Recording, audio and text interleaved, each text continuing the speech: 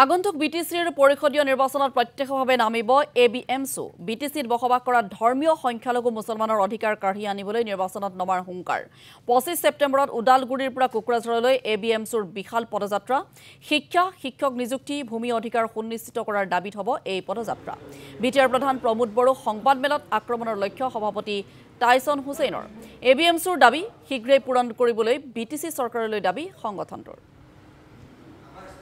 অঞ্চলটোত সৰ্বস্তৰ জনগণৰ ভূমিৰ পট্টা ভূমি জৰীপ আৰু যিবিলাক মানুহ গোষ্ঠী সংঘৰ্ষত আক্ৰান্ত হৈছিলে সকলোৰে ক্ষতিপূৰণ আৰু বিটিচি অঞ্চলটোত বিশেষকৈ আপোনালোক আটাইয়ে জানে যে বিভিন্ন টেট উত্তীৰ্ণ প্ৰাৰ্থী বিটিআৰ টেট উত্তীৰ্ণ প্ৰাৰ্থীসকলক এতিয়ালৈকে চৰকাৰে নিযুক্তি দিয়া নাই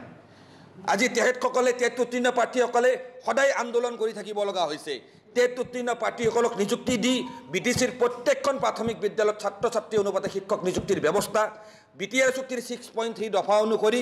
এই বিটিআৰ অঞ্চলটোত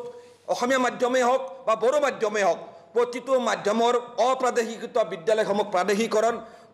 এবিএমছুৰ প্ৰয়াত সভাপতি ছৈয়দ লাফিকুল ইছলাম আহমেদৰ হত্যাকাণ্ডৰ ন্যায় তথা বিভিন্ন ধৰণৰ সামাজিক ৰাজনৈতিক অধিকাৰ বিচাৰি অহা 25 ছেপ্টেম্বৰৰ পৰা এবিএমছুৱে কেন্দ্ৰীয়ভাৱে বিটিচিৰ হিমুৰ উদালগুৰিৰ পৰা